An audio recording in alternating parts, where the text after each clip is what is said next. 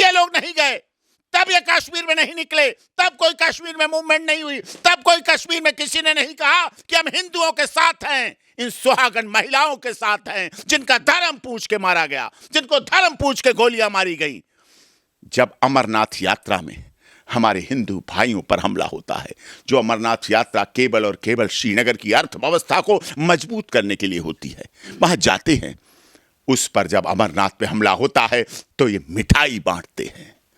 जब माता वैष्णो देवी जाने वाली बस पर बम ब्लास्ट होता है और माता वैष्णो देवी जाने वाली वो 3 साल की बच्ची अनाथ होके रो रही होती है और उसके सामने आगे पीछे उसके माता पिता और परिवार की लाशें होती हैं, तब कोई नहीं इनमें से निकलता है कि उस बच्ची को सहारा देने ला जाए। उस बच्ची का भी मजहब देखा जाता है कि वो बच्ची हिंदू क्यों है।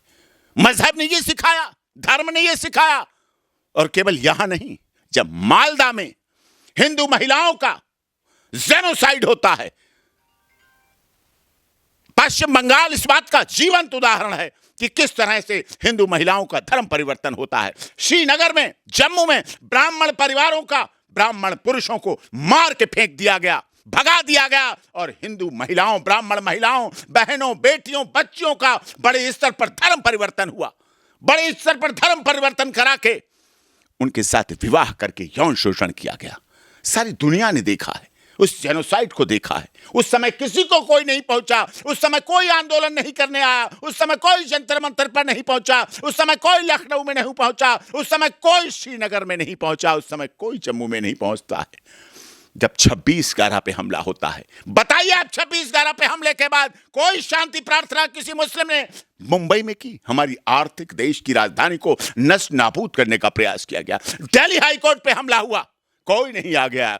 जयपुर की जावेरी बाजार में हमला हुआ, कोई नहीं आया। दिल्ली की करोल बाग में सीरियल बम ब्लास्ट हुए, कोई नहीं आया। वाराणसी में बम ब्लास्ट हुए, कोई नहीं आया। देश की संसद पर आतंकवादी हमला हुआ, जहां सभी धर्म, जाति, क्षेत्र, भाषा, संप्रदाय के लोग बैठे थे। इस देश के खाड़ी से पहाड़ी, गुवाहाटी से चौपाटी, कन्याकुमारी से कश्मीर और अटक से कटक तक के प्रतिनिधि बैठे थे। उस समय हमला हुआ, तब भी कोई नहीं निकल के आता है। ये देख के बोलते हैं कि हमारे देश के प्रधानमंत्री की किस में बदनामी हो सकती है। सरकार का विरोध करते करते, मोदी जी का विरोध करते करते ये भूल जाते हैं, हिंदुस्तान का विरोध करने लगते हैं। और वही इस मामले में दिख रहा है। ईरान यहां रोटी कपड़ा मकान देने नहीं आ रहा, Iran AIIMS, IIT college, airport और सड़क बनाने नहीं आ रहा है, लेकिन फिर भी ईरान के लिए मातम किया जा रहा है। वहां की बहनें, वहां की बेटियां, वहां की महिलाएं अपने को स्वतंत्र मान रही हैं, अपने को आजाद मान रही हैं, वो खुशियां बना रही हैं। उन्हें कौन कहने जा रहा खुश हो जाओ? आप जा रहे हैं, मैं जा रहा, नहीं जा रहे, कोई नहीं जा रहा, लेकिन वो अपने को आजाद महसूस कर रही हैं और इनको वो अच्छा नहीं लग रहा। लेकिन वो तो कह रहे हैं ना कि ये फिरके के हमारे आका थे ना, एक तरीके से। क्या हम नहीं को मान रहे? फिरके की मृत्यु किसी के लिए बुरी होती है, युद्ध किसी के लिए बुरा था। वो हमारे देश से बात कर रहे हैं फिरके की। अरे हमारे देश के तो महात्मा गौतम बुद्ध हुए, जिन्होंने युद्ध से हटा के शांति की बात की। वो महात्मा बुद्ध, वो गौतम बुद्ध, जिन्होंने अंगुलीमाल डाकू, इतना बड़ा डाकू था जो रोजाना लोगों को काटता था और उंगली उसकी काट के अपने गले में लटकाता था और अंगुलीमाल डाकू कहलाता था। जब एक बार गौतम बुद्ध का और अंगुलीमाल डाकू का सामना हुआ तो अंगुलीमाल डाकू ने कहा ठहर जा। गौतम बुद्ध ने भी कहा मैं तो ठहर गया, तू कब ठहरेगा बता। हम तो उस देश के वासी हैं। और उस दिन के बाद से अंगुलीमाल डाकू महात्मा बुद्ध का परम शिष्य बन गया। हथियार छोड़ दिए, अंगुलियों की माला हटा के वहां केसरिया बाना पहन के गौतम बुद्ध के साथ शांति के मार्ग पर चलने लगा। हमने तो महात्मा बुद्ध के सिद्धांत से युद्ध को हटाकर शांति की कामना की है। हम तो महात्मा गांधी के देश के हैं, जहां अहिंसा परमो धर्म बोला जाता है, जहां हिंसा किंचित मात्र भी, प्राणियों में हिंसा की भावना होना अहिंसा के खिलाफ है। वो तो ये कह रहा है ना कि हमारे पेट में जो प्रदर्शन करे, जो हमारे पेट में बच्चा है, वो उनकी शहादत के लिए लड़ेगा। वो उनकी शहादत के लिए लड़े, लेकिन भारत के लिए तो रहे, भारत का तो रहे, राष्ट्र का तो रहे, हिंदुस्तान का तो रहे। अगर यही बात जो आज इन्होंने उनके लिए बोली, अगर यही बात उस माँ ने, उस बहन ने सलीम वास्तविक के लिए बोली होती, जो हमारे देश का सलीम वास्तविक था, हमारे देश का मुसलमान था, हमारे देश का, हिंदुस्तान का मुसलमान था, हिंदुस्तान का इस्लाम को मानने वाला था, उसके साथ क्या क्या हुआ, कैसे कैसे हुआ। रमजान के पाक महीने में, रमजान के पाक महीने में जो इबादत का महीना होता है, धार्मिक भावनाओं का महीना होता है, उसके साथ किस तरह से दुर्व्यवहार किया गया, कैसे कैसे उसके जीवन को लेने के लिए काम किया गया, क्या क्या किया गया। वो इस्लामिक नहीं था, वो मुसलमान नहीं था, वो इबादत नहीं थी, वो रमजान नहीं था, वो इस्लाम धर्म नहीं था, वो प्यार नहीं थी, वो मोहब्बत नहीं थी, वो इबादत नहीं थी। आज वो जिंदगी और मौत से जूझ रहा है। उसके लिए अगर कोई आगे आता, कोई आके कहता, इस्लामिक नेता होता, कोई भी व्यक्ति होता, कहता मैं इसके साथ खड़ा हूं, इसके साथ ब्लड डोनेशन देने के लिए खड़ा हूं, मैं इसके साथ आर्थिक लाभ कराने के लिए खड़ा हूं, तन मन धन से इसलिए खड़ा हूं, उसके साथ तो कोई नहीं आया, उसके साथ किसी तरह के नहीं। इस तरह की नफरत हमारे देश के लिए, राष्ट्र के लिए, संविधान के लिए, लोकतंत्र के लिए, सामाजिक जीवन के लिए, देश के विकास के लिए और साथ में सबके साथ सबके विकास, सबका विश्वास और सबके साथ न्याय की भी मुखालफत करती है, का विरोध करती है। लेकिन वो तो ये भी कह रही ना कि मेरा शेर चला गया, उसको गलत तरीके से मारा गया, वो आखिरी दम तक लड़ता रहा, मुझे मौका दीजिए। देखिए, जो लोग मौका देने की बात कर रहे हैं, मैं तो सरकार से कहता हूं, सरकार को एक मिनिस्ट्री खोल देनी चाहिए, जहाज दे देने चाहिए, तुरंत भर्ती शुरू कर देना चाहिए कि जाओ, फटाफट जाओ, हर दिन जहाज भेजो, वहां खूब जहाज भेजो, सबको भेजो और वहीं रहें जाके, वहीं लड़ें जाके, वहीं उनके लिए प्यार करें जाके, वहीं उनके लिए इबादत करें, वहीं उनके लिए लड़ाई करें, वहीं उनके लिए मुखालफत करें, वहीं अमेरिका से लड़ें जाके।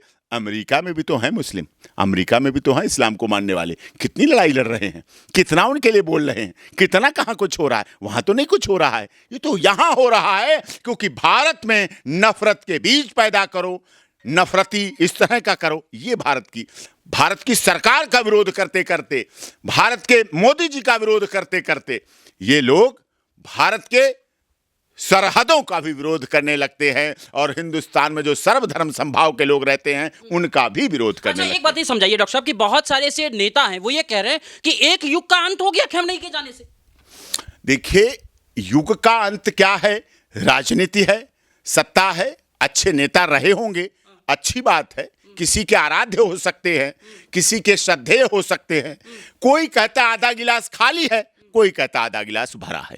अपना अपना नजरिया, अपना अपना अंदाजे बयां हो सकता है, लेकिन हमें वो लोग अच्छे लगते हैं जो डॉक्टर एपीजे कलाम की बात करते हैं, हमें वो लोग अच्छे लगते हैं जो शहीद अशफाकुल्लाह खां की बात करते हैं, हमें वो लोग अच्छे लगते हैं जो अहमद हिदायतुल्लाह की बात करते हैं, हमें वो अच्छे लगते हैं जो खान अब्दुल गफ्फार खान की बात करते हैं, हमें वो अच्छे लगते हैं जो रजिया सुल्ताना की बात करते हैं, हमें वो अच्छे लगते हैं जो हमारे देश के राष्ट्र के सैनिकों के लिए बात करते हैं, भारत माता के लिए बात करते हैं, राष्ट्र के लिए बात करते हैं, हिंदुस्तान के लिए बात करते हैं, हिंदुस्तान की जल सेना, वायु सेना, थल सेना, CISF, BSF, CRPF, rapid action force, उनके लिए जो बोलते हैं हमें तो वो अच्छे लगते हैं। लेकिन एक चीज समझाइए कि एक मौलाना है, जब ये बांग्लादेश में हिंदुओं के साथ जेनोसाइड किया जा रहा था, उस दौरान उन्होंने कहा कि हमारा क्या लगता है, बांग्लादेश का मामला है, हमारे देश का मामला थोड़ी ना है। लेकिन आज वही जो छाती पीट रहे हैं, उनका ये रिश्ता क्या कहलाता है?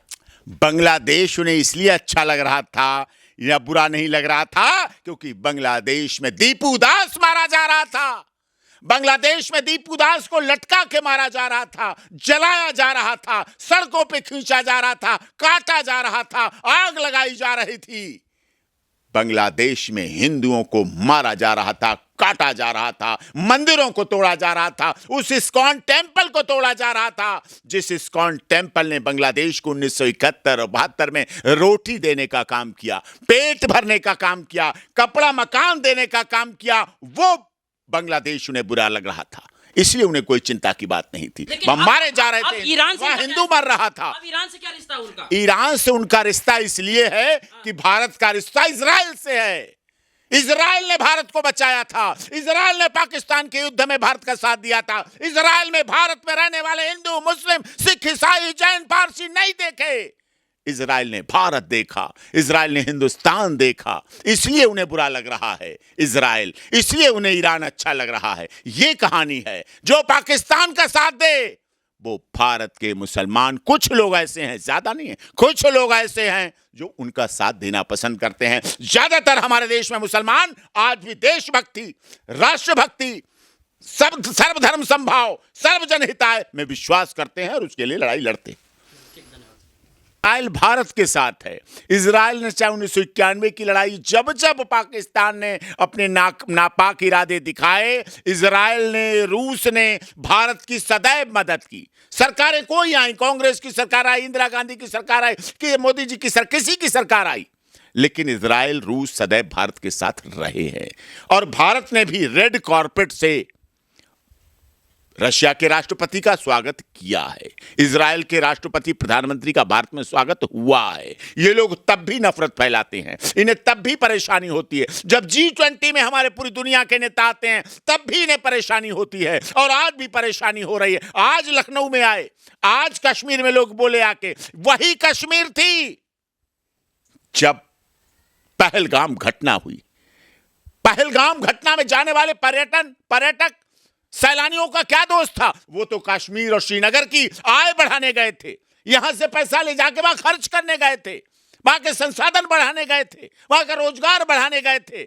लेकिन उन हाथों पर, जिन हाथों पर आई लव यू जानू लिखा था, वो आई लव यू जानू नहीं मिट पाया, वो मेहंदी नहीं मिट पाई, वो मेहंदी नहीं सूख पाई। उससे पहले उस जानू की अंतिम यात्रा निकल पड़ी और उसकी चिता जल पड़ी। उस चिता से आवाज आने लगी।